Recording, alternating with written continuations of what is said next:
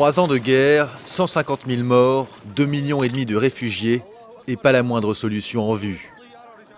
L'ampleur de la crise syrienne a dépassé tous les pronostics et le conflit est loin d'être terminé.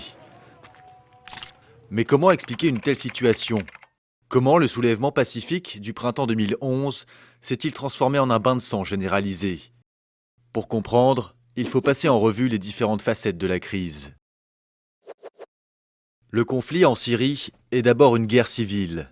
D'un côté, les rebelles, principalement des sunnites, la communauté majoritaire en Syrie. Ils occupent le nord, la banlieue de Damas et des zones rurales, au sud et au centre du pays.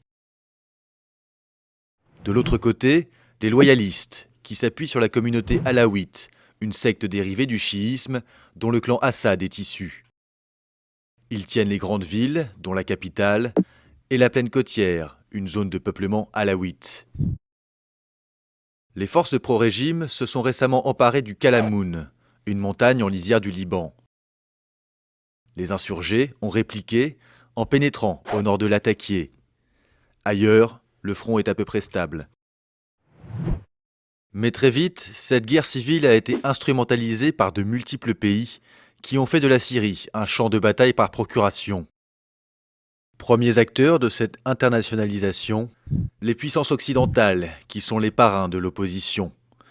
Les États-Unis et les grands pays européens épaulent la coalition nationale syrienne, la principale formation anti-Assad.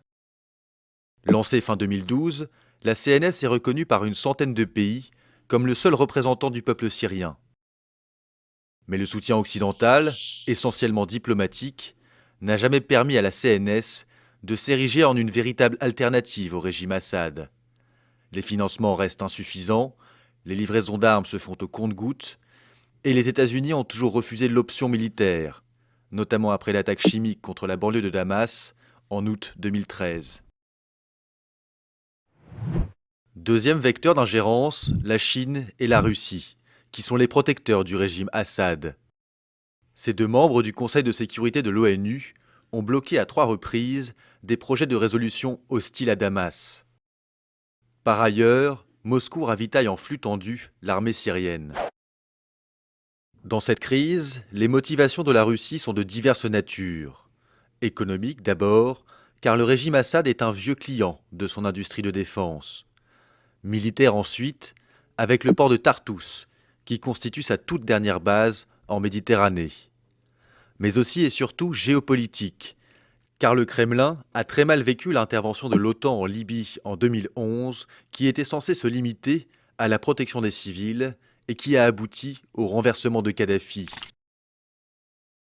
Hors de question pour Vladimir Poutine de laisser ce scénario se répéter, surtout dans une vieille zone d'influence comme la Syrie. C'est ainsi que le soulèvement anti-Assad est devenu la proie d'un nouvel affrontement entre Est et Ouest. Troisième intervenant étranger dans le conflit syrien, les monarchies sunnites du Golfe, et notamment l'Arabie saoudite. Riyad a vu dans la révolte syrienne l'occasion d'affaiblir son adversaire numéro 1, l'Iran, le géant chiite dont le régime Assad est le principal allié au Proche-Orient. L'Arabie saoudite, mais aussi le Qatar, ont multiplié les livraisons d'armes à des brigades rebelles via la Jordanie et la Turquie. Parallèlement, des donations privées ont afflué grâce à l'activisme de cheikh salafistes basés au Koweït. Avec le temps, les financiers du Golfe en sont venus à soutenir des formations de plus en plus extrémistes, comme le front Al-Nosra et la brigade Ahrar al-Sham, qui sont proches d'Al-Qaïda. Plus au nord, le gouvernement turc, très opposé à Damas, a joué lui aussi avec le feu, en laissant passer sur son territoire les recrues de l'État islamique en Irak et au Levant, un autre groupe djihadiste.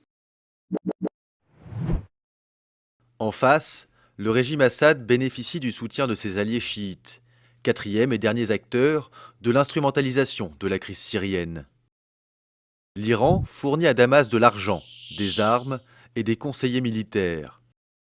Il y a aussi le Hezbollah, la milice chiite libanaise. Au début du conflit, ces combattants se contentaient de patrouiller le long de la frontière avec la Syrie. Mais peu à peu, Ils ont été associés aux offensives des troupes gouvernementales. Pareil pour les milices chiites irakiennes. D'abord affectées à la défense du mausolée chiite de Sayyeda Zainab, elles sont désormais déployées dans tout le pays, notamment à Alep. C'est ainsi que la Syrie est devenue le théâtre d'un nouvel épisode de la rivalité ancestrale entre chiites et sunnites. Récapitulons. Guerre civile, guerre froide, guerre sainte, le conflit syrien est un concentré de problématiques locales, régionales et internationales. Un casse-tête qui semble pour l'instant impossible à résoudre.